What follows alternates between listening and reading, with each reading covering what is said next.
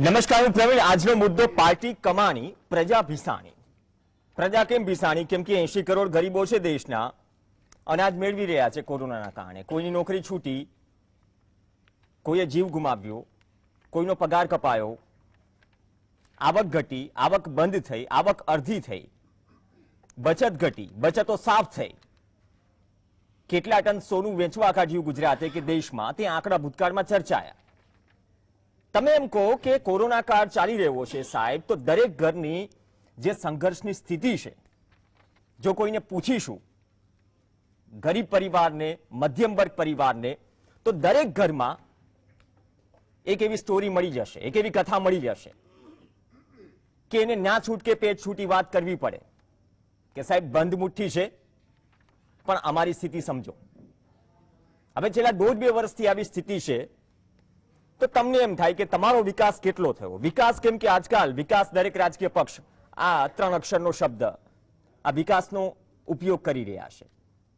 તમારી નોકરીનો કેટલો વિકાસ થયો, ખેતીમાં છો તો ખેતીની આવક કેટલી વધી, તમે કોઈ મધ્યમ વર્ગીય પરિવારમાંથી નોકરી કરો છો તો આવક કેટલી વધી, બચત કેટલી વધી કે સાફ થઈ ગયું. કેમ કે તમામ જે લાગણીસભર દ્રશ્યો છે છેલ્લા 1.5-2 વર્ષમાં આપણે જોયા, પણ તેનાથી તદ્દન વિપરીત નેતાઓ અને રાજકીય પક્ષો તેમનો ક્યારે, આમ ચલો પોલિટિકલી સત્તામાં છે, વિપક્ષમાં છે, એ બીજી વાત છોડીએ, પણ નાણાકીય રીતે સંકળામણ ક્યારે અનુભવે છે ખરા? ઘણી વખત આપણે કહીએ કે નહીં, બહુ સાદાઈથી સાદગીમાં આવે છે નેતાઓ, સારી સારી વાતો કરે છે, પણ તેમની આર્થિક સ્થિતિ કે રાજકીય પક્ષની આર્થિક સ્થિતિ, દરેક રાજકીય પક્ષ ઉઠાવી લઈએ, દરેક રાજકીય પક્ષની આર્થિક સ્થિતિ શું ક્યારે નબળી થઈ છે ખરા? આ સવાલનો જવાબ આપે છે એડીઆરના આંકડા કે ભાઈ નથી થઈ. જે રિપોર્ટ આવ્યો, આમ તો હવે તો નિયમ થઈ ગયો છે કે તમે કોઈ પણ પોલિટિકલ પાર્ટી કોઈ પણ ઉમેદવારને ટિકિટ આપે તો સાહેબ બહુ સારા અક્ષરોમાં તમારે જે તમારી વેબસાઇટ છે તેમાં મૂકવું પડે કે તમે જે ઉમેદવારોને ટિકિટ આપી છે તેમાં કેટલા પર ક્રિમિનલ કેસીસ છે, ગંભીર પ્રકારના કેસીસ. એની પણ વાત કરીશું. પણ જ્યાં સુધી આર્થિક બાબતોની વાત છે તો દેશમાં આર્થિક અસમાનતા વધી રહી છે, મોંઘવારી વધી રહી છે, પેટ્રોલ રેકોર્ડ બ્રેક ભાવે જઈને પાછું આવ્યું, 161 ટેક્સ ભરીને સરકારે ઢોલ પણ પીટ્યા કે અમે મફત રસી અને મફત અનાજ આપી રહ્યા છીએ. પ્રાથમિક સુવિધાઓ આપવાની જવાબદારી કોઈ પણ સરકારની છે, પણ આર્થિક અસમાનતા વચ્ચે સાહેબ રાજકીય પાર્ટીઓની આવકમાં દુકાળ કેમ નથી આવતો? યુપીની ચૂંટણી ચાલી રહી છે, સરકારી બસોથી માંડીને ઇમરજન્સી ફંડ, રાજકીય અને ટેક્સના જે જનતાના પૈસા છે એ વાપરીને જનતા કે ભીડ ભેગી કરવાની મોસમ જે ભૂતકાળમાં ચાલુ થઈ, અત્યારે તો રેલી પર રોકશે, પણ આ બધા પૈસા આવે છે ક્યાંથી? કેમ કે એડીઆરના આંકડા કહે છે, તમામ રાજકીય પક્ષોનું વિશ્લેષણ કર્યું અને દરેક વખતે કરતું આવે છે, તો જનતાની પણ થોડી આંખો ખુલે કે માત્ર નારેબાજી અને ઝંડો પકડવાથી ભલું નહીં થાય. એ પણ જાણે, જેમ જનતા વિશે જાણે નેતાઓ કે તેમની સ્થિતિ શું છે, તો જનતા પણ જાણે કે નેતાઓની સ્થિતિ શું છે, રાજકીય પક્ષોની સ્થિતિ શું છે. તો નાણાકીય વર્ષ 2019-20નું વિશ્લેષણ, આ નાણાકીય વર્ષમાં ભારતીય જનતા પાર્ટી જે વિશ્વની સૌથી મોટી પાર્ટી હોવાનો દાવો કરે છે, સૌથી ધનિક પાર્ટી છે વર્તમાન સમયમાં. 7 વર્ષથી વધુનો સમય થયો, ઇનફેક્ટ 8 વર્ષ કેન્દ્રમાં સત્તામાં છે. તેમને સંપત્તિ જાહેર કરી છે 4847.78 કરોડ.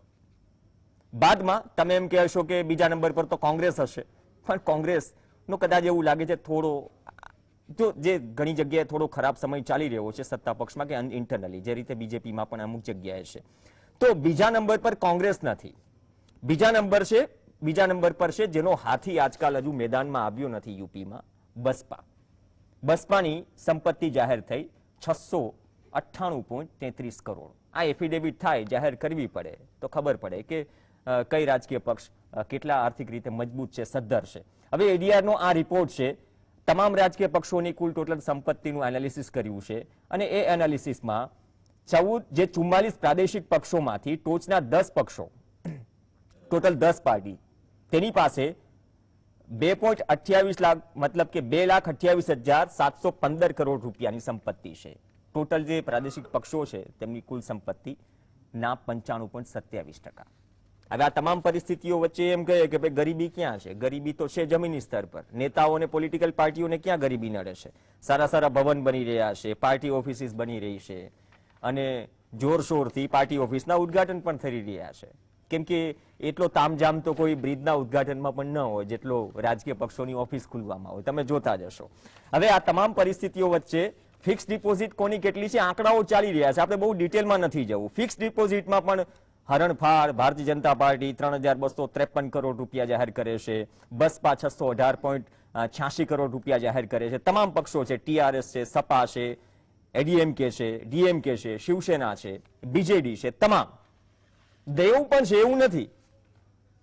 આટલી સંપત્તિ છે. કોંગ્રેસ પર 49.55 કરોડનું દેવું છે. કોંગ્રેસ બાદ એઆઈટીસી ના માથે 11.32 કરોડનું દેવું છે અને ભાજપ, ભારતીય જનતા પાર્ટી, દેશની સૌથી ધનિક પાર્ટી, રાજકીય પક્ષ, તેમની પર 8.81 કરોડનું દેવું છે. જેટલી સંપત્તિ છે દેવું ચણા મમરા બરાબર છે. તો આ તમામ પરિસ્થિતિઓ વચ્ચે તમે એમ કહેશો કે ભાઈ તો ડિબેટ કેમ ગોઠવી છે?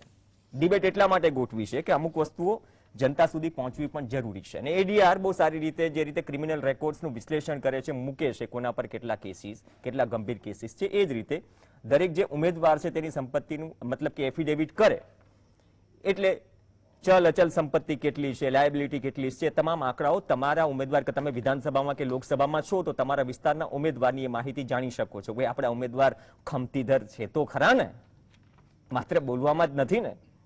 તો આ તમામ પરિસ્થિતિઓ વિશે ચર્ચા કરીશું. આર્થિક અસમાનતા દેશમાં વધી રહી છે, પણ સાહેબ આર્થિક રીતે દરેક રાજકીય પક્ષો મજબૂત થઈ રહ્યા છે, પાર્ટીઓ મજબૂત થઈ રહી છે, નેતાઓ મજબૂત થઈ રહ્યા છે. 5 વર્ષે આવે એટલે સારી એવી ઓફર પણ મળી જાય, ચૂંટણી લડે કે ન લડે, પણ આવક ક્યાં બંધ થાય છે શેની એ તમારા પર છોડું છું. ગંભીર મુદ્દો છે. ચર્ચામાં આપણી સાથે જોડાશે ખાસ મહેમાન. સ્ટુડિયોમાંથી તો આપણી સાથે મહેમાન છે ડોક્ટર હરિ દેસાઈ, રાજકીય વિશ્લેષક તરીકે જોડાશે. પરાગ પંચાલ કોંગ્રેસમાંથી જોડાશે. કિશનસિંહ સોલંકી ભાજપમાંથી જોડાશે. પણ આપણી સાથે અનિલ વર્મા જોડાશે, જે एडीआर हेड છે. अनिल जी, आपसे शुरुआत करते हैं. जो रिपोर्ट आई, मेरी आवाज पहुंच रही है आप तक? धन्यवाद सर जुड़ने के लिए. जो रिपोर्ट आई एडीआर की तरफ से, एडीआर तो हर इलेक्शन पे जो एफिडेविट है उसका मतलब आंकड़े खंगालने का काम करता है और बड़ी अच्छी चीज है कि लोगों को पता तो चले कि पॉलिटिकल पार्टीज और जो कैंडिडेट है सभी पॉलिटिकल पार्टीज के वो कितने पानी में है और क्या है मतलब बैकग्राउंड. तो इसमें क्या निकल के आया? आप पिछले 5 साल की अगर बात कर सके, कौन कितना मजबूत हुआ, भले जमीनी स्तर पर पॉलिटिकली हो ना हो, लेकिन अगर हम फिनेंशियली तौर पर देखें तो कौन कितना मजबूत हुआ और ये रिपोर्ट आप कैसे तैयार करते हैं मतलब जनता तक पहुंचाने के लिए? ओके, धन्यवाद. मेरा आवाज सुन रहा है ठीक से? जी हाँ जी. ओके, तो हम अलग अलग किस्म की रिपोर्ट्स निकालते हैं.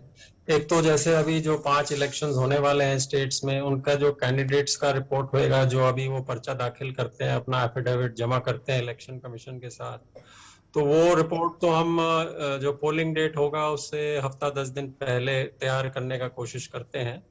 और ये जो रिपोर्ट्स हैं, ये पॉलिटिकल पार्टी वॉच जो हमारा सेक्शन है वो निकालता है. इसमें हम ये जो अभी कल जो हमने रिपोर्ट निकाली है, ये एसेट्स एंड लायबिलिटीज के ऊपर रिपोर्ट है. तो इसमें सिर्फ एसेट्स और लायबिलिटीज जो नेशनल पार्टीज के और रीजनल पार्टीज के हमने दिखाए हैं, लेकिन और एक रिपोर्ट हम निकालते हैं जो इनकम एंड डोनेशंस और कंट्रीब्यूशन रिपोर्ट भी बोलते हैं उसको हम. उसमें दिखाते हैं कि पॉलिटिकल पार्टीज की इनकम कितनी होती है. तो पहले मैं चर्चा करता हूं, ये जो रिपोर्ट हमने कल निकाली एसेट्स और लायबिलिटीज, उसके आंकड़े शायद आपने बता भी दिए होंगे, लेकिन मैं फिर से दोहरा देता हूं कि इसमें हमने 7 नेशनल पार्टीज और 44 रीजनल पार्टीज का असेसमेंट किया था, एनालिसिस किया था, जिनका डेटा इलेक्शन कमीशन की वेबसाइट पर अवेलेबल है. अभी भी कुछ पार्टीज हैं जैसे नेशनल कॉन्फ्रेंस, आरएसपी और एनपीईपी, जिनका अवेलेबल नहीं है इलेक्शन कमीशन की वेबसाइट पर ये रिपोर्ट. तो ये 7 नेशनल पार्टीज के टोटल एसेट्स जो हैं वो 6988 करोड़, यानी कि ऑलमोस्ट 7,000 करोड़ के लगभग हैं, 7 नेशनल पार्टीज के, जिसमें से बीजेपी का है सबसे ज्यादा हिस्सा, जो कि 69 यानी कि 69% टोटल का है नेशनल पार्टीज का, यानी कि 4,847 करोड़। नंबर 2 पे है बसपा, बहुजन समाज पार्टी, जिसका है 698 करोड़, जो कि टोटल का 10% है। और तीसरे नंबर पे है कांग्रेस, जिसका है 588 करोड़, 8.42% बनता है ये। जो 44 रीजनल पार्टीज हैं उनका टोटल 2,129 करोड़ है, जिसमें सबसे ज्यादा एसपी सपा समाजवादी पार्टी का है 563 करोड़, जो कि टोटल रीजनल पार्टीज का जो है उसका 26%, मतलब 1/4 से ज्यादा उनका एसपी का है। उसके बाद है टीआरएस, जिसका 301 करोड़ है, फिर एआईडीएम के 267 करोड़ और टीडीपी का 188 करोड़। तो ये तो इनका टोटल एसेट्स बताया मैंने। जी। अब ये एसेट्स के अंदर क्या करते हैं, डिटेल्स जो दी गई हैं, जैसे फिक्स्ड डिपॉजिट ज्यादातर है बैंक्स में, सबसे ज्यादा अमाउंट उन्हीं का होता है। तो जो रीजनल पार्टीज हैं उनका 1639 करोड़ यानी कि 77% जो उनका इन्वेस्टमेंट है वो फिक्स्ड डिपॉजिट्स में है। और नेशनल पार्टीज जो हैं उनका 4,331 करोड़ फिक्स्ड डिपॉजिट्स में है। और इसमें से वही जाहिर सी बात है कि बीजेपी का सबसे ज्यादा है, 3253 करोड़, और बसपा का है 618 करोड़ और कांग्रेस का है 241। तीसरी चीज जो हम इसमें दिखाया है, लायबिलिटीज, किस किस पार्टी का कितना है। तो टोटल रीजनल पार्टीज का लायबिलिटी है 60 करोड़ और नेशनल पार्टीज का है 74 करोड़। लेकिन इसमें गौर करने की बात यह है कि मैक्सिमम लायबिलिटीज जो हैं वो कांग्रेस की हैं 49 करोड़, और नंबर 2 पर है टीडीपी, जिसकी है 30 करोड़।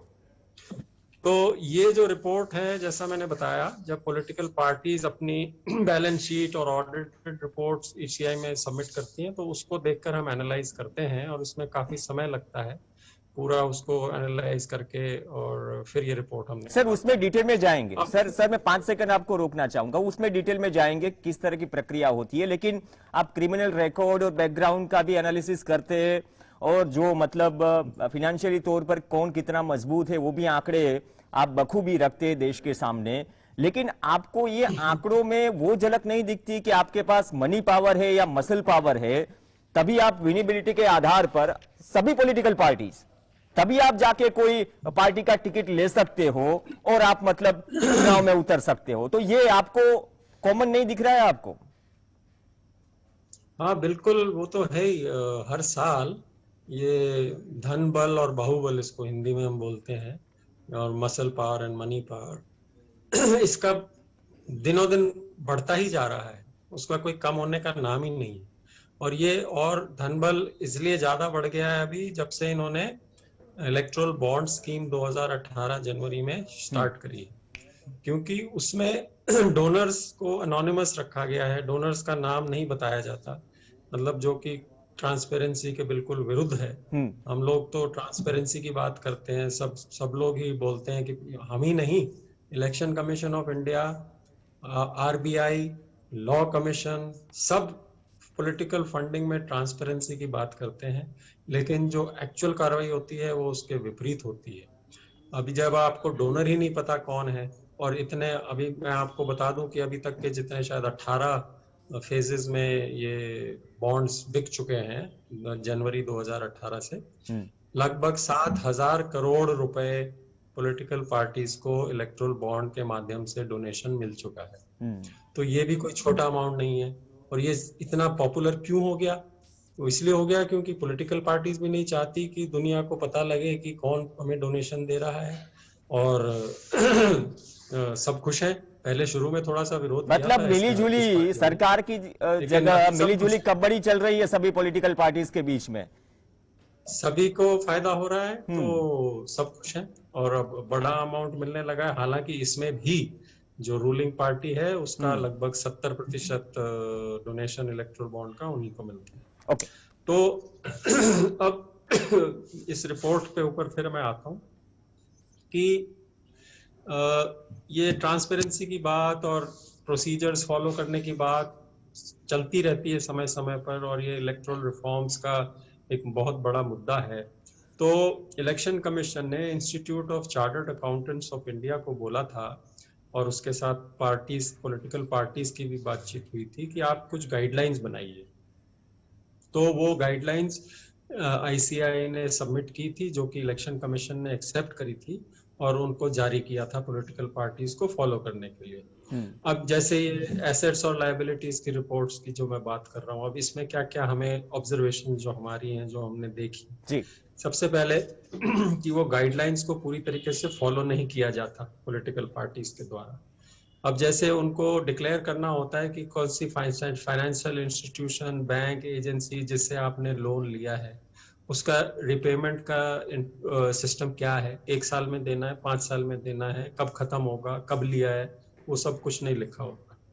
इसी प्रकार से जो फिक्स्ड एसेट्स हैं, जैसे जिससे आप जो डोनेशन में मिले हैं आपको, तो आप कोई भी बैलेंस शीट देख लीजिए किसी कंपनी की, या कोई भी हम कॉमन आदमी भी, तो हम उसमें दिखाते हैं अप्रिसिएशन, डेप्रिसिएशन दिखाते हैं नहीं हर साल कि इतना बढ़ा है, इतना घटा है। वो ये लोग नहीं दिखाते, किसी ने भी नहीं दिखाया। फिर जैसे होता है कि अगर आपने एक लोन लिया है जो कि आपके टोटल लोन से 10% से ज्यादा अमाउंट है, तो उसका आपको पूरी डिटेल देनी पड़ती है कि किससे लिया है, कैश में था, काइंड में था, क्या था। वो किसी भी पार्टी ने नहीं दिखाया है अपने ये रिपोर्ट्स में। उसी प्रकार से एक नई चीज मैंने जो देखी, हालांकि वो अमाउंट छोटा है, 2 पार्टी हैं, आरएलडी और एजीपी, उन्होंने इन्वेस्टमेंट किया हुआ है म्यूचुअल फंड्स और शेयर्स में। अब मेरे को ये लगता है कि ये जनता का पैसा है, या जो भी पैसा जिस टाइप का भी बोल लो, जो पॉलिटिकल पार्टीज को डोनेशन मिलता है, तो आप उसको म्यूचुअल फंड्स और शेयर्स में इन्वेस्ट कर सकते हैं क्या?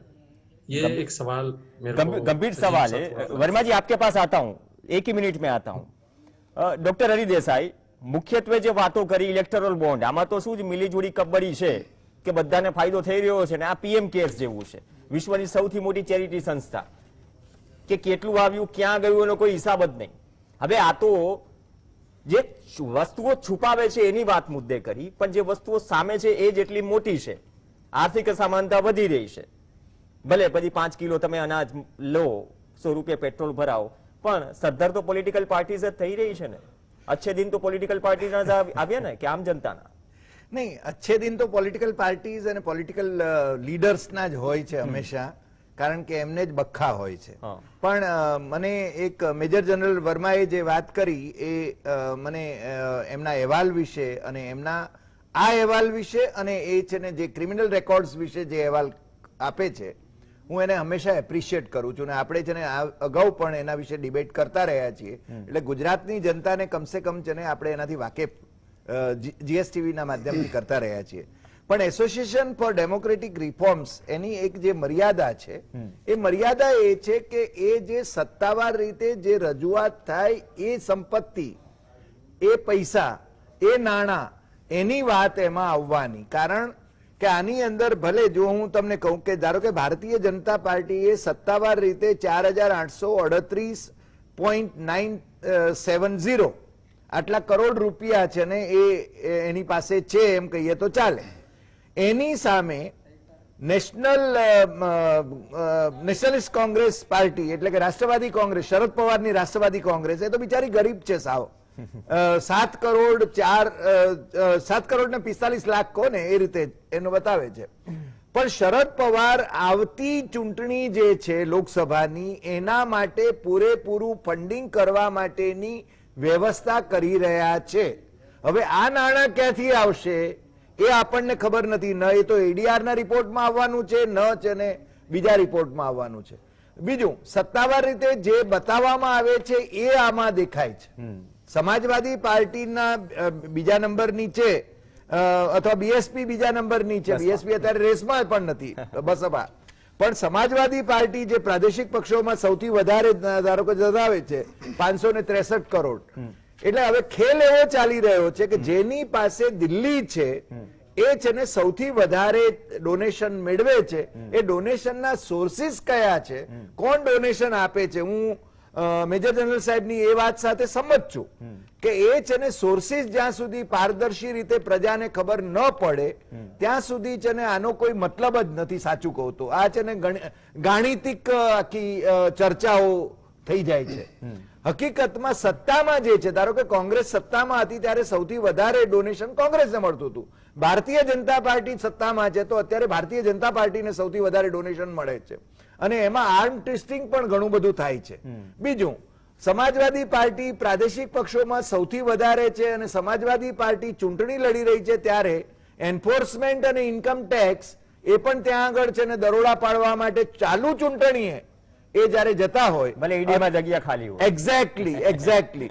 અને આપણે છે ને પશ્ચિમ બંગાળમાં પણ જોયું કે 8 ફેઝની અંદર એન્ફોર્સમેન્ટ, ઇન્કમ ટેક્સ અને ધરપકડોનો દોર સીબીઆઈ તરફથી એ છે ને ચાલતો રહ્યો અને છતાં છે ને ભારતીય જનતા પાર્ટીને બહુ જ મોટી લપડાક એ પશ્ચિમ બંગાળમાં, તમિલનાડુમાં અને કેરળમાં મળી.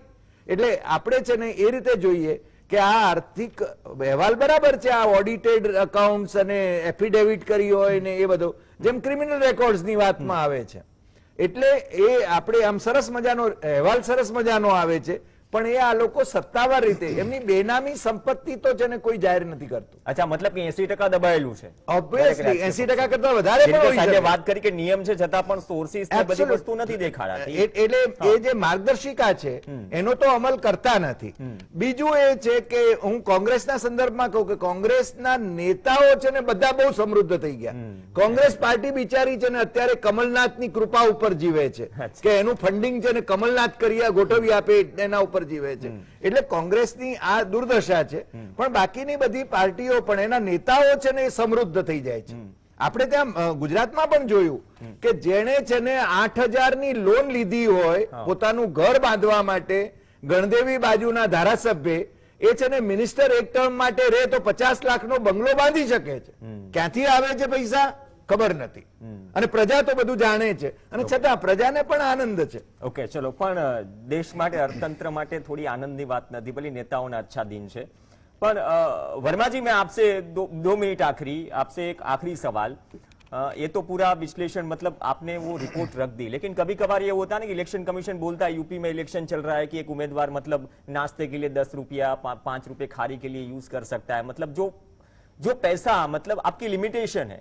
कभी कभार तो ऐसे भी आंकड़े आते हैं कि वो लिमिटेशन कम है फिर भी ऑफिशियली वो कैंडिडेट उतना भी खर्च नहीं करता.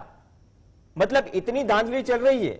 सुप्रीम कोर्ट भी पिछली बार सख्त हुआ था, मतलब काफी बार कह चुका है जहां तक इलेक्टोरल बॉन्ड्स की और क्रिमिनल केसेस की मतलब डिक्लेरेशन की बात आई, तो ये सब चीजें हैं मतलब जो अनटच है, जो आप रखते हो लोगों के सामने, उसके सिवा भी काफी सारी चीजें हैं जिसके बारे में लोगों को पता ही नहीं है.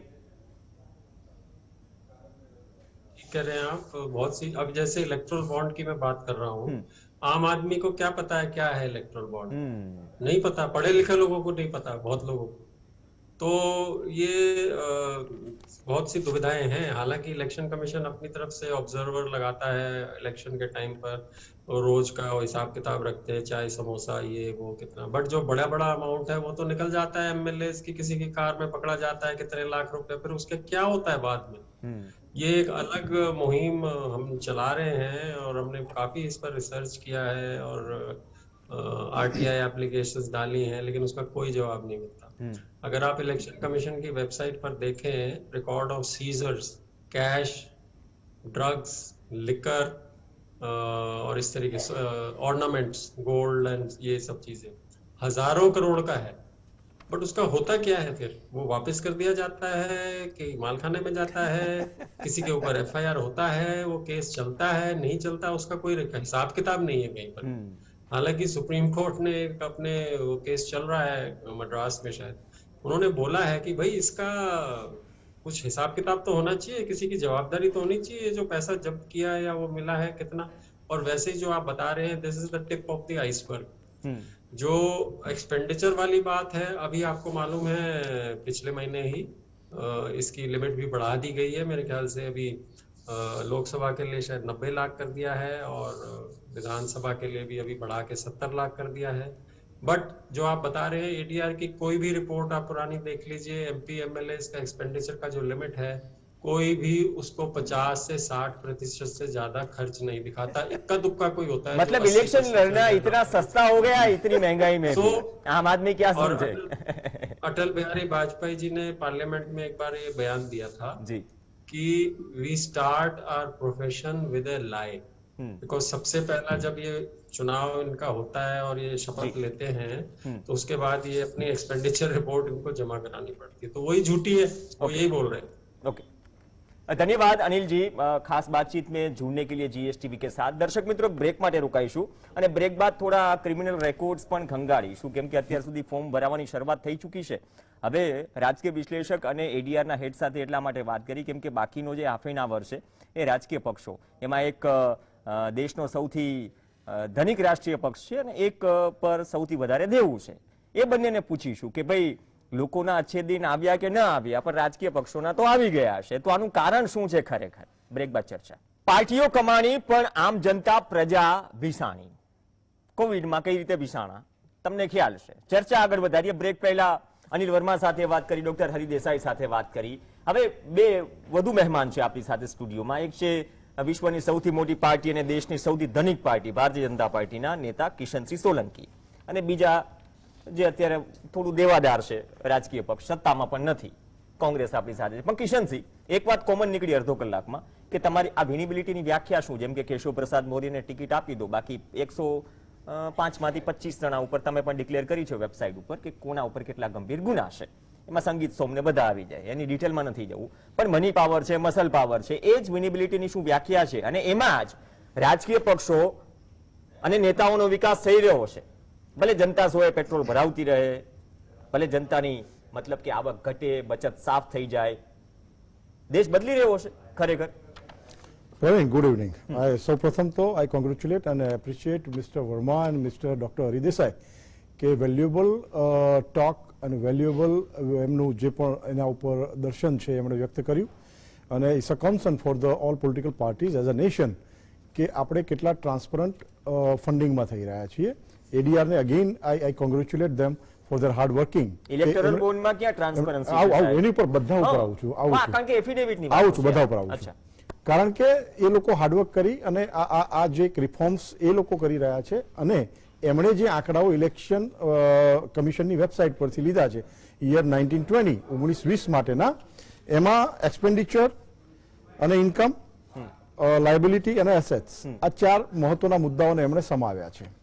મુદ્દો એ છે કે પોલિટિકલ પાર્ટીઓ પાસે આ ફંડ ક્યાંથી આવે છે, એમાં એક ઇલેક્ટોરલ બોન્ડની વાત થઈ, તો એ ગહન સંસદની બધી જ પાર્ટીઓએ ગહન અભ્યાસ કર્યા પછી સ્વર્ગસ્થ અરુણ જેટલીજી જ્યારે આ વિષય સંભાળતા હતા ત્યારે ગહન ચર્ચા થઈ હતી, અને એમાં બીજો પણ એનો એટલે એ સિક્કાની બીજી બાજુ પણ હતી કે ઇલેક્ટોરલ બોન્ડ કેમ લાવવા પડ્યા હતા। એ વાત કરીશ તો લાંબો સમય જશે, ક્યારેક એ વિશે ચર્ચા કરીશું। કહો છો કે નેતાઓની ખિસ્સાની ચિંતા થઈ તમામ રાજકીય પક્ષો ઇન્ક્લુડિંગ બીજેપી કોંગ્રેસ, તો બધા સાથે જે રીતે અંડર ધ ટેબલ હેન્ડશેક કરીને એમએલએ માં પગાર વધારો લઈ લેશે, વાત એ જ હતી ને, દરેક વસ્તુને લાગુ પડે છે। ટ્રાન્સપરન્સી ક્યાં છે? વાત ટ્રાન્સપરન્સી આવે છે। ટ્રાન્સપરન્સી આપણે જો એડીઆર સુધી પહોંચી ગયા છીએ, ને એડીઆર તો એફિડેવિટ તમે જે રજૂ કરો છો, એફિડેવિટ તો જે રજૂ કરો છો કરવું જ પડે વર્ષોથી આવતી પ્રક્રિયા આ દેશમાં હજી પણ આવી સંસ્થાઓ, આવા લોકો, we appreciate them as a political party કે એ આઈનો બતાવવાનું કામ કરે છે। ડોક્ટર સાહેબે પણ પરફેક્ટલી કીધું, એટલે એ આઈના પરથી જ પછી પ્રતિબિંબને કેવું આપણે કરવું। સિમ્પલ સવાલ છે બંને પક્ષને, હું એમ કહું છું મની પાવર છે, મસલ પાવર છે, વિનેબિલિટીની વ્યાખ્યા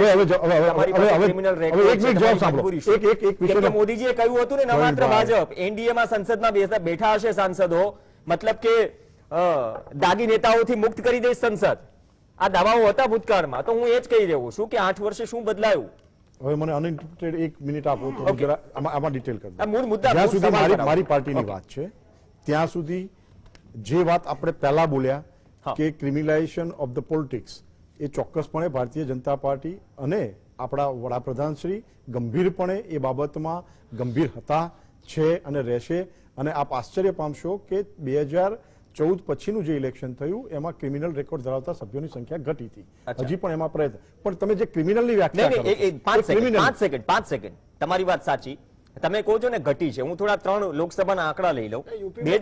નહીં, બહુ 10 સેકન્ડ સાહેબ। 2009માં સાહેબ ટોટલ 76 સાંસદો, 30% હતું, મતલબ ક્રિમિનલ રેકોર્ડ ધરાવતા સાંસદો। 2014માં એ પહોંચ્યું 34%. પ્રવીણભાઈ, આ નહીં, સ્થાને એટલા માટે છે, આ એ સ્થાને પાર્ટી એટલા વાઇઝ માટે પણ. સાંભળો. કિશનસિંહ સાંભળો. સોલંકી એમાં ગંભીર ગુનાઓ પણ નહીં, કરી નહીં, હા. 2019માં 40.33% પર પહોંચ્યું, 159 સાંસદો પર ક્રિમિનલ કેસીસ છે. તો કઈ રીતે કેસીસ ઘટ્યા? હું એ જ કહું છું ને, શું મજબૂરી છે રાજકીય પક્ષો? ગંભીર ગુનાઓ એટલે હું તમને એ હા. સમજાવું છું કે જ્યારે ભારતીય રાજકારણની વાત છે, સંસદીય લોકશાહીની વાત છે, તો ચૂંટાયેલા નેતાઓ અથવા જે જાહેર જીવનમાં છે એ વ્યક્તિઓ ઉપર કોઈને કોઈ જગ્યાએ કોઈના કોઈ દેખાવો, કોઈને કોઈ પહેલ, કોઈને કોઈ આંદોલનમાં કેસીસ થયેલા જ હોય છે. અચ્છા, પણ જેમની ઉપર ગંભીર ગુનાઓ છે, બળાત્કારના, હત્યાના, Right. લૂંટના, એવા કોઈ ગંભીર ગુનાઓ છે, ચોક્કસપણે એ ચોક્કસપણે નોટેડ થવા જોઈએ. પણ મારી પાર્ટીની જ્યાં સુધી વાત કરું, જેના માટે આજે આ ડિબેટ છે એડીઆરની, તો 11 કરોડ કરતા વધારે અમારા સભ્યો નેશનલી, વિશ્વની સર્વાધિક લોકપ્રિય પાર્ટી, સૌથી મોટી પાર્ટી, ગુજરાતમાં 1.11 કરોડ થી વધારે સભ્યો. હવે આમાં એક વર્માજી કહેવાનું ભૂલી ગયા આપણને કે બીએસપીએ 2019-20માં 20,000 થી વધારેનું એક પણ ડોનેશન લીધું નથી, છતાં નંબર 2 પર છે. તમે વિચારો કે ભારતીય જનતા પાર્ટીની રાષ્ટ્રવાદી નીતિ, સ્પષ્ટ વિચારો, લોકોપયોગી યોજનાઓ, સ્પષ્ટ વિઝન ડોક્યુમેન્ટ, આ બધા ઉપર પ્રજાએ ભરોસો મૂક્યો છે. અને જે અમારી પર આક્ષેપ થાય છે કે અચ્છા, તો આઝમગઢની તમારી રેલીમાં- પાસે મિસ્કોલિયા સભ્યો નહીં, છે, નહીં, આ કિશનસિંહ, સભ્યોએ ધન કિશનસિંહ, સંચય મને એમ કહો, દ્વારા આટલી transparency ધન સંચય છે. દ્વારા મને એમ કહો, અમારી પાર્ટીમાં આઝમગઢની રેલીમાં ડીએમ ઓફિશિયલી લેટર જાહેર કરે કે ઇમરજન્સી ફંડમાંથી અમિત શાહની રેલીમાં ચૂકવાયા પૈસા. તો આ વસ્તુ નથી લાગતું કે જનતાના ટેક્સના પૈસા? આમાં જો કડક સવાલ થશે, કેમ કે સત્તામાં છો બહુમતી સાથે.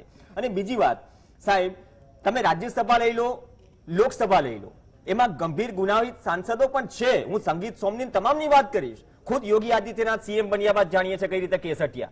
તો આ તમામ બધી પરિસ્થિતિ છે. આનાથી હું ખાલી માત્ર ભાજપની વાત નથી કરી રહ્યો. Again I said, નહીં, નહીં સાહેબ, હું રાજકીય એમ કહું છું કેસોને કે તમે ક્રિમિનલ કેસોની સાથે જનતા- સરખામણી ના નહીં, કરો. નહીં, નહીં, આંદોલનના કેસ થાય, રાજ- સંગીત સોમની વસ્તુ શું જાહેર છે? જીવનમાં હોય એટલે ક્યાંક ના ક્યાંક કુલદીપ સેંગરનો આંદોલનમાં કિસ્સો. સરકારી સામે, એટલે ભૂતકાળમાં ભલે કેસો- આઝમ ખાન જેલમાં છે, એટલે see, અમે લોકો જેલમાં ગયા છીએ, અરે બધા. કટોકટીમાં અમારા લોકો જેલમાં હતા. અચ્છા. એટલે વિષય એવો નથી, કેસો થયા હોઈ શકે. હા. હું ગંભીર ગુનાઓ માટે વાત કરું છું કે ગંભીર ગુનાઓ જેમની સામે હોય ચોક્કસપણે એ નોટેડ થવા જોઈએ, પ્રજાના કટોકટીમાં ધ્યાનમાં શેના આવવા માટે? મતલબ કે ચલો હું બંને પક્ષને પૂછી લઉં બળાત્કાર કરેલા કે કોઈ ગંભીર તો ગુનાઓ છે. એક આના સંદર્ભમાં જ મારે કંઈક ઓકે, બાદમાં હું પંચાલભાઈ પાસે. એક જોઈએ. અને બીજું જે આંકડા છે, એક મિનિટ, એક જ ડોક્ટર સાહેબ, એક જ મિનિટ, જે આંકડાઓ છે એડીઆરના, એમાં સૌથી વધારે મહારાષ્ટ્રે ફાળો આપ્યો છે, પછી કર્ણાટકા છે, ત્રીજો નંબર જે છે અનડિક્લેર એડ્રેસ વાળાનો છે, જેમનું એડ્રેસ જ નથી, અચ્છા. ચોથો નંબર ગુજરાતનો છે અને પાંચમો નંબર વેસ્ટ બેંગાલનો છે, જે લોકોએ અધિક ડોનેશન આપ્યા છે.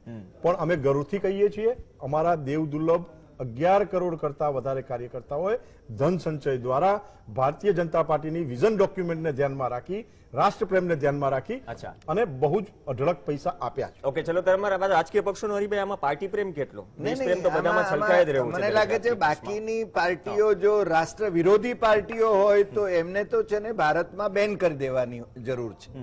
કારણ કે ભારતીય જનતા પાર્ટી એક જ જો રાષ્ટ્રપ્રેમી પાર્ટી હોય અને બાકીની બધી પાર્ટીઓ જેને રાષ્ટ્રદ્રોહી હોય તો એ તો બેન થવી જોઈએ. પણ મારે જે કહેવું હતું એ છે ને ભાઈ, મારા કિશનસિંહે જે વાત કરી, ભારતીય જનતા પાર્ટીના ક્રિમિનલ રેકોર્ડ્સ વાળા અને ગંભીર ગુનાઓ વાળા જે છે મેમ્બર ઓફ પાર્લામેન્ટ, એમની સંખ્યા છે ને ઓછામાં ઓછી 20% છે. આ એ પાછો એડીઆર નો જ રિપોર્ટ છે ભાઈ, એમની જ એફિડેવિટ માંથી આવેલો રિપોર્ટ છે, જેમની સામે ગંભીર ગુનાઓ છે, મર્ડરના, મહિલાઓની વિરુદ્ધના, કિડનેપિંગના, કમ્યુનલ ડિસહાર્મનીના. આમાં પોલિટિકલ નહીં, પેલા એ તો તમે દેખાવો કર્યા ને તમે છે ને તમારી સામે એનસી નોંધાઈ એવા નથી. આ છે ને ગંભીર ગુનાઓ છે અને એ છે ને એવા 92 મેમ્બર ઓફ પાર્લામેન્ટ છે સાહેબ. 116 પણ આપણી ચલો કોર્ટો નહીં, પણ ડોક્ટર સાહેબ, પરાગ ડોક્ટર સાહેબ, ભાઈ, હા, કોર્ટો પણ એમ કહે છે. ઓકે, એક પરાગ મિનિટ. પંચાલ. એક જ નહીં, આપણી હું કોર્ટો એના પણ એમ ઉપર કહે છે, છેલ્લો રાઉન્ડ એના unless ઉપર and છે. until proven ના, is not એના ઉપર guilty. આવીશ. હું એ કહું છું પણ ગંભીર ગુના. પરાગભાઈ આજે પંચાલ, જે પરાગભાઈ, મુદ્દો- કોમન સવાલ તમને પણ છે, જો દરેક રાજકીય પક્ષ માટે શું મજબૂરી છે કે તમારી પાસે બાહુબલી અને ધનબલ હોય અથવા વિનેબિલિટી, બસ આજ વ્યાખ્યા બની ગઈ છે, તો પછી અચ્છેદિન તો તમારા પણ આવશે, કિશનસિંહના પણ આવશે, એની પાર્ટીના, મતલબ તમારી પાર્ટીના, અને જનતા તો ભાઈ અચ્છેદિનની રાહ જોઈને બેસી રહેશે કે આ અમારું ક્યારે મતલબ પ્રવીણ, નંબર લાગે. આમાં આજે તમે જે ગુજરાત સમાચાર પ્રિન્ટ મીડિયા અને આજે ટીવી પરથી જે એડીઆરના રિપોર્ટના આંકડા કર્યા છે, બીજેપીના 4,850 કરોડ, બીજા નંબર પર બીએસપી ને ત્રીજા નંબર 558 કરોડમાં કોંગ્રેસ. તો આંકડા જોઈને તો એવું લાગતું નથી કે અમારી જોડે બાહુબલીઓ હોય કે અમારી જોડે મની લોન્ડરો હોય. સવાલ અહીંયા એક બહુ એક પ્રશ્ન એવો છે કે જનતાને, સામાન્ય જનતાને બહુ જલ્દી સમજ ના પડે. અને આજે તમે જે આ ડિબેટ ગોઠવી છે એમનો તમને અભિનંદન આપું છું કે લોકો આને સમજશે. ઇલેક્ટોરલ બોન્ડ 2018માં લાવવામાં આવ્યું, એની પાછળ ટ્રાન્સપરન્સી પાછળ જેણે બી પૈસા ચૂકવ્યા, હવે ભારતીય જનતા પાર્ટી હતી પણ હવે શું થાય છે, સંમતિ 100% હતી, પણ એનો ખોટી રીતે ઉપયોગ કઈ રીતે થાય છે કે અત્યારે જે એમને જે પૈસા અત્યારે છે 4,850 કરોડ રૂપિયા, એમાંથી 1,100 કરોડનું તો ખાલી એમનું હેડક્વાર્ટર છે, તમે સમજો દિલ્હીમાં. અને હું તો કહું છું this is the tip of iceberg. આને ગુણ્યા હેડક્વાર્ટર્સ છે, તો 4,850 કરોડ હું તો 10 ગણા વધારે પૈસા માનું છું. કારણ કે આ તો ફક્ત જાહેર કરી, હરિભાઈ દેસાઈએ જેમ કીધું કે 80% જે છે રકમ એ તો જાહેર થતી જ નથી. અને આમને 90% જે ફંડ છે ને એ કોર્પોરેટ થી મળેલું છે આમાં, બરાબર છે. હવે એ તો તમે જાહેર કરતા નથી આની અંદર. એ ફક્ત ગવર્મેન્ટ પોતે જોઈ શકે છે કે કયા કોર્પોરેટે કોને કેટલું ફંડ આપ્યું, એ ગવર્મેન્ટ જોઈ શકે છે. કારણ કે ગવર્મેન્ટની પાર્ટી ગવર્મેન્ટ પોતે સત્તામાં છે, એટલે બીજા લોકોને એવા, જેમ હરિભાઈએ કીધું કે ફંડ મળતું હોય તો હવે ઈડી, આઈટી, સીબીઆઈ બધું એની પર છોડી દેવાનું. એટલે બે રીતો મારવાનો. હવે ખરી જયારે તમે જુઓ કે આજે બેંકોની જે એનપીએ છે, એમાં બેંકોની એનપીએમાં મોટી મોટી કંપનીઓ, Videocon, Reliance, naval engineering, MTech, JP infra, ઘણી બધી લાંબુ લિસ્ટ છે. એના હજારો કરોડો રૂપિયા થાય છે. અને હું આપના ટીવી માધ્યમથી એવું કહેવા માંગુ છું કે શું છે, હું એની વાત નથી કરતો. આ લોકોની જે એનપીએ છે એને નેશનલ એસેટ રિકન્સ્ટ્રક્શન કંપની જોડે મોકલવામાં આવી. 50,000 કરોડ રૂપિયા 50,000 કરોડ રૂપિયા જૂની વાત થઈ ગઈ, જૂની નહીં, 2019-21 ના આંકડા આપું છું કે જે તમે લોકો તમે લોકોની આ કંપનીઓના પૈસા માફ કર્યા છે. કારણ કે આ કંપનીઓ તમને પૈસા આપે છે, પ્રજાના પૈસા જે એનપીએ થાય, અને એનપીએના પૈસા તમે આ રીતે ચૂંટણીમાં વાપરો છો, પ્રજાને આ રીતે તમે લૂંટો છો. આ તમારી હકીકત છે. પ્રજા જાણવા માંગે છે કે જે બેંકોની અંદર એમપીએ છે, એસબીઆઈ ના 17 થી 18,000 કરોડ, પીએનબી ના 8,000 કરોડ, યુનિયન તમારા સમયનું છે, તમે તમારા જુઓ જી 2021 નો રિપોર્ટ છે. કારણ કહેવાનો મતલબ એમ છે કે 2 નંબરના પૈસા જે પણ કોર્પોરેટ બોન્ડ થી, અમને ઇલેક્ટોરલ બોન્ડ થી જે કોર્પોરેટ મની જે બીજેપીને મળે છે, એ આ કંપનીઓ જેને પૈસાનું લોકોનું કરી નાખ્યું હોય છે અને જેને બેંકોને ગવર્મેન્ટ એમના દેવા માફ કરી દે છે, એ જ એમને ફંડ આપે છે અને એ પૈસા વપરાય છે. ડોક્ટર રવિ દેસાઈ, ફંડનો ફંડા છે ને કદાચ આમ જનતાને ક્યારેય નહીં સમજાય. આ ઇલેક્ટોરલ બોન્ડની આપણે વાત કરીએ છીએ અને કોંગ્રેસ પાસે કેટલા છે હિડન, બીજેપી પાસે કેટલા છે, તો એલિગેશન થતા રહેશે. પણ સાહેબ, જે દેશમાં આરબીઆઈ ની રિઝર્વ કેશ ઉપાડવી ન ઉપાડવી, આ બધા ડખ્ખામાં 2-3 ગવર્નર બદલાઈ જાય, એ પણ જોયું છે. ભલે આપણું અર્થતંત્ર હજુ પણ હાલત ડોલક છે, આંકડાઓ ચિંતાજનક છે. એનએસઓ નો આંકડો આવ્યો હતો 45 વર્ષની સપાટી પર બેરોજગારી. પેલા તો અધિકારીઓ બહાર થયા બંને 2019 ની લોકસભા ચૂંટણી પછી લોકસભા ચૂંટણી પછી સ્વીકારી લીધું સરકારે કે આ આંકડો બરાબર છે. તો શું આ જ સ્થિતિમાં ચાલશે આ પ્રક્રિયા? કેમ કે જો બધા જ હેન્ડશેક કરશે તમામ રાજકીય પક્ષો, કેમ કે સીધા ખિસ્સા પર માર પડે છે. તમારો સુધારો કઈ રીતે આવશે? ભલે એડીઆર દર વર્ષે આંકડાઓ બહાર પડે દર ઇલેક્શન ઉપર, પણ સુધારો તો આવવાનો જ નથી. આ મ્યુચ્યુઅલ અન્ડરસ્ટેન્ડિંગ વાળી વાત છે, જેમ ગઠબંધનમાં થાય એ જ રીતે. નહીં, એટલે જો આપણે ત્યાં એવું થયું, તમે જે રિઝર્વ બેંકની વાત કરી, રિઝર્વ બેંકની રિઝર્વ્સ એમાંથી લેવાની વાત કરી. ચંદ્રશેખરના વખતમાં, એટલે જે એ વખતે શું સ્થિતિ હશે કે જયારે આપણે સોનું છે ને એ વેચવા કાઢવું પડ્યું હતું, અથવા તો એને ગીરવે મૂકવાનું કાઢવું, 1.1 બિલિયનની લોન લેવા ગયેલા. બરાબર.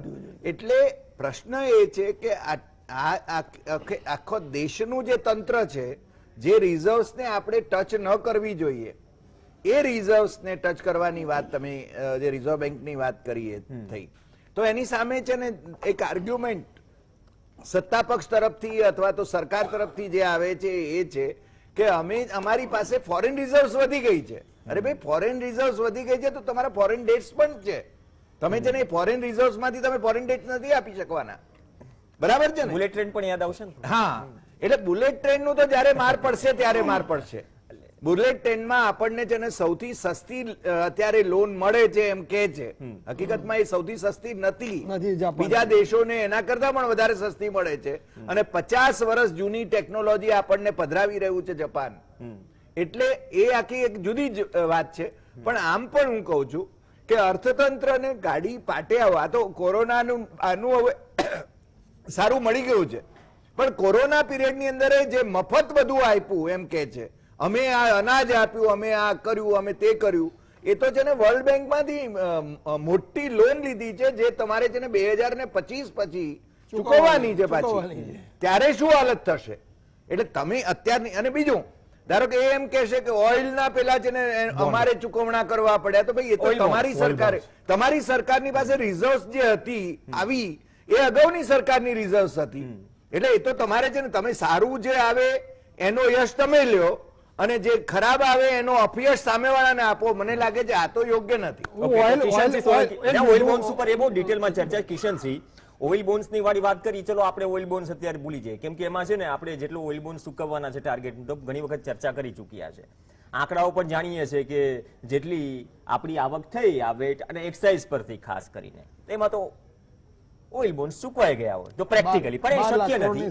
પણ વાત સાહેબ એમ કેટલી કે પાર્ટીઓ મજબૂત, સરકાર તો કે તિજોરી ઉપર ભારણ આવે છે. જેમ કે 15 માં કહ્યું કે અમે C2+50 મુજબ MSP નથી આપી શકતા. અત્યારની સ્થિતિએ ભરતીની વાત આવી, તમે પણ ગઈકાલની ડિબેટમાં કહ્યું હતું આપણે તિજોરી જવું પડે, તિજોરીમાં પૈસા કેટલા છે એ જોવા પડે.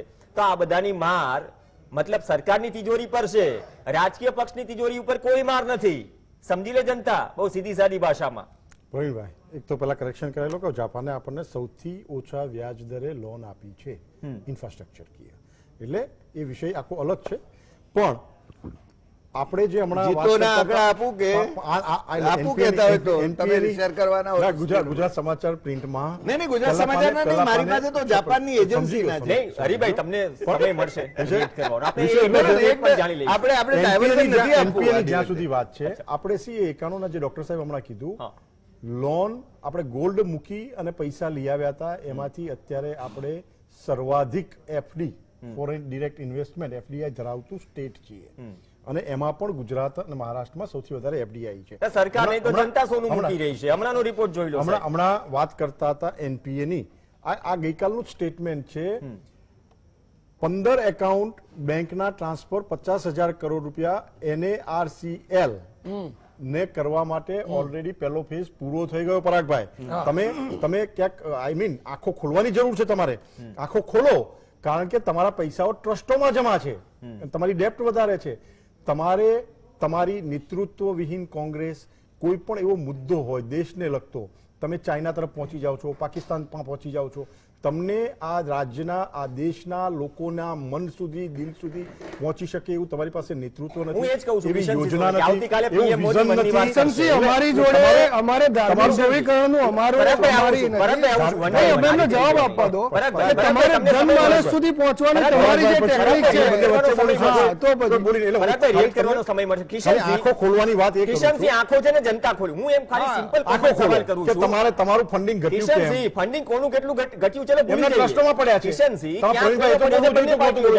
એમના પૈસા ટ્રસ્ટોમાં પડ્યા છે. Rajiv Gandhi trust, Indira Gandhi trust, Nehru trust, પછી પેલા જે છાપાઓના જે જામીન પર છે, જે ડોક્ટર સાહેબ નામ બોલશે હું ભૂલી ગયો અત્યારે, નેશનલ હેરાલ્ડના કેસમાં, બરાબર છે, જેમાં જામીન પર છે, કેટલા બધા પૈસા પડ્યા છે. એ લોકો ટ્રસ્ટોમાં પૈસા લગાયા છે. ઓકે, જામીન પર તો ઘણા બધા છે, પૈસા છે એ વાત નેતાઓ. તમારા પણ નેતાઓ. કિશનસિંહ, સિમ્પલ સવાલ મારે 1 મિનિટમાં જવાબ જોઈએ. જે પોલિટિકલ પાર્ટી સદ્ધર થઈ રહી છે, સદ્ધર જ થઈ રહી છે ને આપના મતે, તો કે નહીં? હા કે ના?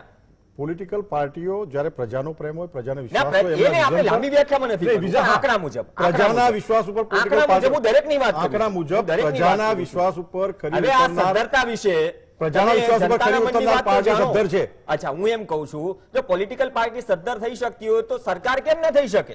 કારણ કે એ પોલિટિકલ પાર્ટીના નેતૃત્વ પર, વિઝન ડોક્યુમેન્ટ પર પ્રજાને વિશ્વાસ છે કે અમે આપેલો 1 રૂપિયો પણ છેવાડાના માણસ સુધી વપરાશે, છેવાડાના માણસ માટે ઉપયોગ થશે, છેવાડાના માણસને ધ્યાનમાં રાખીને કંઈ પણ વાત થશે. માત્ર ને માત્ર મત બેંક લક્ષી વાત નહીં થાય. ચલો, એ તો દુનિયાની સૌથી મોટી બેંક જ, મતલબ કે ભારતની તો મત બેંક છે. પરાગભાઈ બેંકો નહીં, આપણે એનપીએ ની ઘણી વખત ચર્ચાઈ ગયું, પણ મુખ્ય મુદ્દો એ જ છે ને સાહેબ, તમે આટલા વર્ષ સુધી સત્તામાં રહ્યા, આ કોંગ્રેસ એ શું કર્યું એમ ભારતીય જનતા પાર્ટી કહેશે, પણ મેં કહ્યું ઇલેક્ટરલ વોટ અમે બ્રહ્મોસ મિસાઇલ ફિલિપાઇન્સ ને વેચવાની સુધી પહોંચી ગયા. ના સારી વાત અમે છે. બ્રહ્મોસ મિસાઇલ બનાવી છે ત્યારે તમે વેચો છો. અચ્છા, એટલે શાંતિ રાખો. અચ્છા ભાઈ, ક્રેડિટ શેર કરો ને યાર, પ્રેમથી થોડું રાખો ને, ચા પીતા નહીં, પીતા. આ- ચિંતા it is a શું કામ કરો? continuous અચ્છા, process. continuous આજે જે વિકાસ અવિરત પ્રક્રિયા છે. પણ પરાગભાઈ, તમે હો કે ભારતીય જનતા પાર્ટી, બહુ કોમન સવાલ છે. કોંગ્રેસ ચલો સામાન્ય લોકોની કે ગરીબ માણસોની કે આમ જનતાની વિપક્ષમાં રહીને વાતો કરે છે. ભારતીય જનતા પાર્ટીઓ કે તમે શું માનો છો કે રાજકીય પક્ષો સદ્ધર થતા રહ્યા છે, સદ્ધર થતા જાય છે? અહીંથી અહીંયા જઈએ, ખેસ પહેરાવીએ, પાછળ કેટલા બોલાય છે, ચર્ચાય છે, એ જનતા પર છોડી દઈએ. તો આ એક મતલબ પ્રોફેશનલ એક પ્રકારનો બિઝનેસ શું થઈ ગયો છે, જેના થકી પોલિટિકલ પાર્ટી પણ સદ્ધર, નેતાઓ પણ સદ્ધર, અને જનતાના મનની વાત અમે સમજીએ છીએ, દરેક પક્ષ આવીને કહી દેશે. સ્થિતિ તો આ છે ને, આમાં કોઈ બાકાત છે ખરા?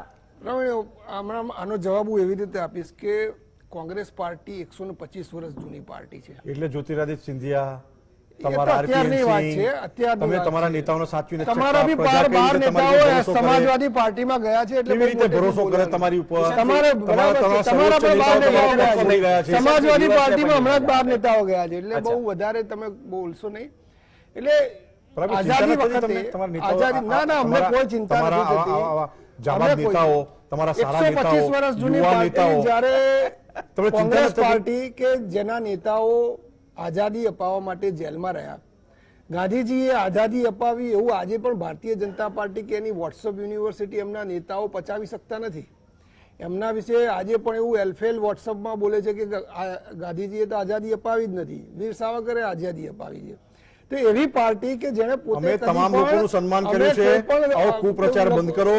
સરદાર પટેલને બંગાળ કેનાલ પ્રતિમા બનાવી છે. ઓકે, થોડા આવો ને આર્થિક સ્થિતિ ઉપર. હાજર બનાવો આર્થિક ને. સ્થિતિ ઉપર આવો, બેલેન્સ શીટ. જ્યારે આ દેશ આઝાદ થયો, પંચાલભાઈ, આર્થિક સ્થિતિ ઉપર આવો. સુભાષચંદ્ર બોઝને તમે છેવાડે મૂક્યા હતા. તમે બાબા સાહેબ આંબેડકરને છેવાડે મૂક્યા હતા. અને એ બધું નહેરુ અને ગાંધી ફેમિલી અને વણ માગી સલાહ આપું છું. વણ માગી સલાહ આપું છું. જે દિવસે તમે પરિવારવાદ છોડશો, ફેમિલીને છોડશો, તમે કંઈક આશા રાખી શકો દેશમાં. બંનેના લેપલ બંધ કરો. 10-5 સેકન્ડ માટે સમજાવવો પડે યાર. તમે ઇતિહાસની બેલેન્સ શીટ ઉપર જાઓ છો, ફિનાન્શિયલ બેલેન્સ શીટ ઉપર આવો ને પંચાલભાઈ. હું એ જ કહું છું, આ મતલબ આ અંતર વધી રહ્યું છે, કેટલું ઘાતક. બરાબર નહીં, ઘાતક એટલા માટે વધી ગયું છે કે ભારતીય જનતા પાર્ટીની જે વિચારધારા છે, ઉદ્યોગપતિ અને ઉદ્યોગપતિઓને અસર કરતી વિચારધારા છે, સામાન્ય માણસ તરફ એ લોકો નથી જોઈ શકતા. છતાંય સામાન્ય માણસોથી ચૂંટાય છે સરકાર. પંચાલભાઈ, એ પણ વાસ્તવિકતા છે.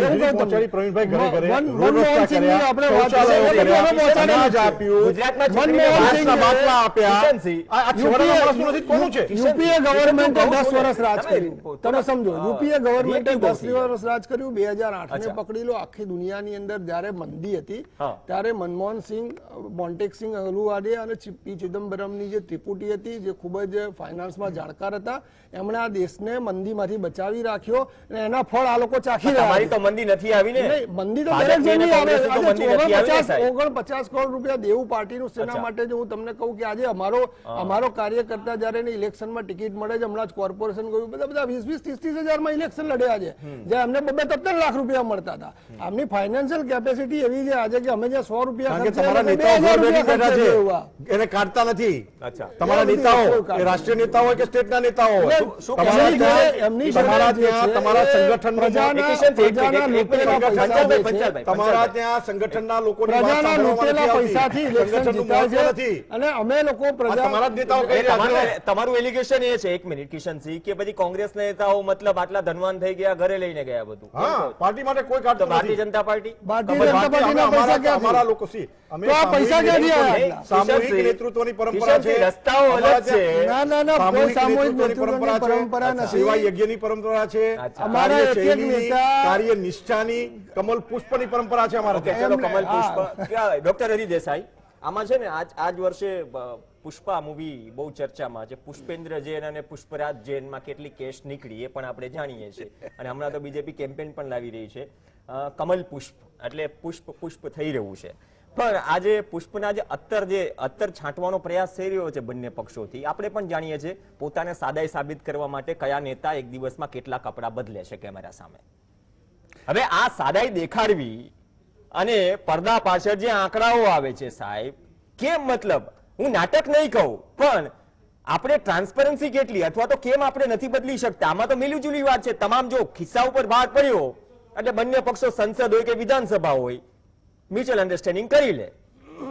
નહીં, બંને પક્ષો જ નહીં, તમામ પક્ષો, હા, તમામ પક્ષો અમુક બાબતોમાં બહુ સ્પષ્ટ હોય છે અને સંમત હોય છે, સર્વાનુમતે નક્કી કરી લે છે. ધારો કે એમને છે ને એમને પેલા સેવાને માટે જે મેવા લેવાના છે, એમણે પગાર જે લે છે એનો વધારો હોય ત્યારે પણ છે ને એ હંમેશા છે ને સર્વાનુમતમાં હોય છે. મુશ્કેલી એ છે, તમે જે કહ્યું એમ કે મિલી ભગત છે એ લોકો, એટલે મને લાગે છે આપણી સામે જે આંકડાઓ આવે છે તો ટીપ ઓફ ધ આઈસબર્ગ છે. અને બીજું, કિશનસિંહે જે વાત કરી કે ટ્રસ્ટોમાં કોંગ્રેસના તો ભારતીય જનતા પાર્ટીના ટ્રસ્ટો ઓછા છે, સંઘ પરિવારના ટ્રસ્ટો ઓછા છે. મુશ્કેલી એ છે ટ્રસ્ટો બધા બનાવે છે. અને એટલા માટે જ હું કહું છું કે આ જે એડીઆર ના રિપોર્ટમાં જે આંકડાઓ આવ્યા છે એ તો છે ને પેલો બરફની શિલા ઉપર શું કહે છે એને ટીપ ઓફ ધ આઈસબર્ગ. હા, એને છે ને એ છે. આ છે ને સાચા આંકડા તો આપણને મળતા નથી, કારણ કે બે નંબરી બંને પક્ષોના કે બધા જ પક્ષોના બે નંબરી ખેલ જે હોય છે એ તમે જે કહ્યું કે પેલા અત્તર છાંટવાની જે વાત છે એ ભૂલ છે, બીજી જગ્યાએ પાડવાના હતા, પડી બીજી જગ્યાએ ગયા. હા, એ ખેલ એમના જ માણસ ઉપર ધારો કે પછી એમણે પાડી દીધા અને પછી પેલાની ઉપર પાડવા પડ્યા. એટલે આ તો બધા ખેલ ચાલી રહ્યા છે. મને લાગે છે આ એક આખું રંગભૂમિ ઉપરનું નાટક ચાલે છે અને એ પ્રજા ખબર નહીં જયારે જાગશે ત્યારે છે ને જુદી વાત છે. બાકી અત્યારે તો આ બધા રંગમંચ ઉપરના પાત્રો, તમે કહ્યું એમ કે કપડા બદલે છે કે આ કરે છે તે કરે છે. મને તો આ તબક્કે પંડિત દીનદયાળ ઉપાધ્યાય યાદ આવે છે કે પંડિત દીનદયાળ ઉપાધ્યાય એ પોતે છે ને સાવરણો વાળીને ચટ્ટાઈ પાથરીને બેઠકો લેતા હતા. એ સાદગી ભારતીય જનતા પાર્ટીમાં આજે છે ને નામશેષ થઈ ગઈ છે. એટલે પંડિત દીનદયાળ ઉપાધ્યાયના કયા સિદ્ધાંતો ઉપર ચાલે છે કે ડોક્ટર શ્યામા પ્રસાદ મુખર્જીના કયા સિદ્ધાંતો ઉપર પાર્ટી ચાલે છે? હા, પાર્ટી છે ને સમયાંતરે બદલાય. જેમ કે ગાંધીયન સોશિયલિઝમ ભારતીય જનતા પાર્ટીનું 1980માં જે મુંબઈમાં પહેલું અધિવેશન થયું ત્યારે ગાંધીયન સોશિયલિઝમ એમણે અપનાવવાની વાત કરી હતી. એની સામે છે ને જે ઉહાપો હતો અને એમણે છે ને પછી ફગાવી દીધું. એમને ગાંધી શબ્દ ન જોઈએ, ગાંધીયન અને સોશિયલિઝમ ન જોઈએ. એટલે ભારતીય જનતા પાર્ટી એ પ્રો પુઅર છે એવું આપણે આમ બતાવીએ. બાકી છે ને એમની ભૂમિકા જે છે, જો આમાં તો હું તો કોંગ્રેસ હોય કે ભારતીય જનતા પાર્ટી હોય, બધા છે ને એ ઇન્ડસ્ટ્રીયાલિસ્ટો પાસેથી છે ને ફંડ લેવા જાય છે. એટલે સ્વાભાવિક રીતે એમને અનુકૂળ છે ને નીતિઓ ઘડવાના છે. એ આપણને જોવાય છે. કોંગ્રેસના સમયમાં પણ એ થયું છે અને આમના સમયમાં ભારતીય જનતા પાર્ટીના સમયમાં પણ એ થઈ રહ્યું છે. સરકાર ભલે તમે છે ને એ અત્યારે જે લોકો કોંગ્રેસના લોકો જે બે ઉદ્યોગ ગૃહોના નામ લે છે એ બંને ઉદ્યોગ ગૃહો કોંગ્રેસના વખતની અંદર છે ને એ ફ્લરિશ થયા છે. એટલે મને લાગે છે કોઈને हमाम में सब कैसे हैं वो सब जानती है, जनता तो जानती है. पंचलाइन तो जनता जाने છે. પણ કિશનજી 30 સેકન્ડ છે, છેલ્લો સવાલ. જો આપણે ટ્રાન્સપરન્સીની જ વાત કરતા હોય તો પીએમ કેર્સ નું ના માહિતી બહાર આવવી જોઈએ.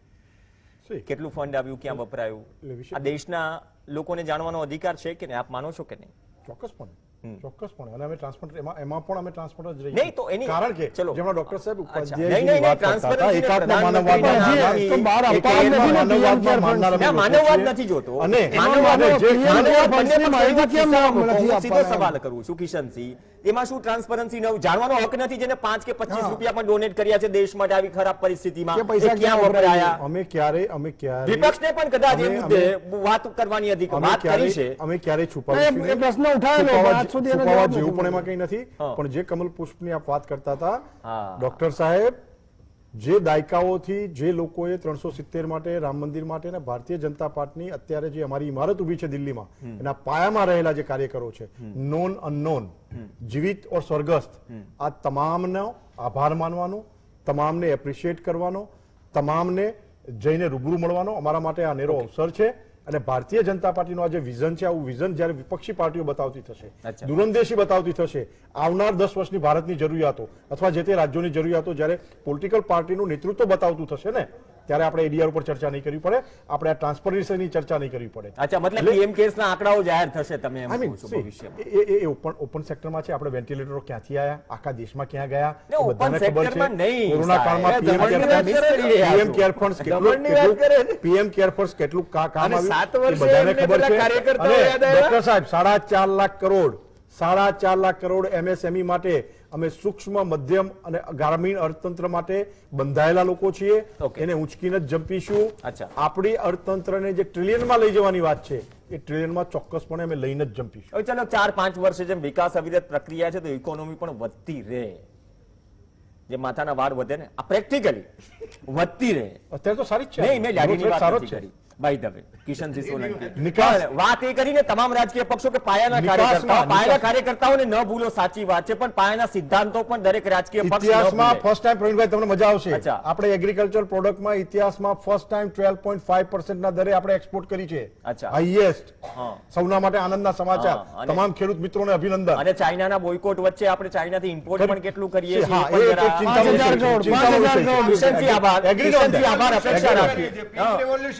આભાર કિશનસિંહ સોલંકી, પંચાલભાઈ, ડોક્ટર હરિ દેસાઈ. પણ વાત એ નીકળીને કે રાજકીય પક્ષો તો સદ્ધર થયા, પાયાના કાર્યકર્તાઓને યાદ કરાશે તમામ રાજકીય પક્ષના, પણ પાયાના સિદ્ધાંતો કેમ ભૂલી ગયા? કોટી પહેરીને આવે, સારા સાદાઈથી કપડા પહેરીને આવી અને સાદગી દેખાડીએ. આર્થિક રીતે અમારો આ રાજકીય પક્ષ મજબૂત છે. એડીઆર જ્યારે આંકડાઓ રજૂ કરે અને અનિલ વર્માએ જે વાત કરી કે હજુ તો ઘણું બધું જે બહાર નથી આવ્યું, જે જનતા જાણતી નથી, તો દરેક વ્યક્તિએ કે દરેક જનતાએ કે મતદારે એ પણ જાણવાનો હક છે પોતાનો નેતા જે પાર્ટીને વોટ કરે છે તે કેટલું પાણીમાં છે, આર્થિક સ્થિતિ શું છે. કેમ કે તમે પોતાની ખુદની આર્થિક સ્થિતિ તો કોવિડ કાળ દરમિયાન જોઈ છે, છતાં પણ કોવિડ કાળમાં તમારી સ્થિતિ ન સુધરી, પાર્ટીઓ માલામાલ થઈ, ભલે દેશનું અર્થતંત્ર થોડું ખખડધજ ને હાલક ડોલક હોય, છતાં પણ રાજકીય પાર્ટીઓ સદ્ધર થઈ છે. તો ગંભીરતાથી વિચારવા જેવો મુદ્દો છે. અને ટ્રાન્સપરન્સીથી જેટલી વાત કરવાના દાવા કરે છે એ ટ્રાન્સપરન્સી પણ જનતા સામે મૂકવી જોઈએ કે ક્યાંથી શું આવ્યું, ક્યાં શું ગયું, નહીં કે પછી ઇલેક્ટોરલ બોન્ડની જેમ વિવાદ. નમસ્કાર.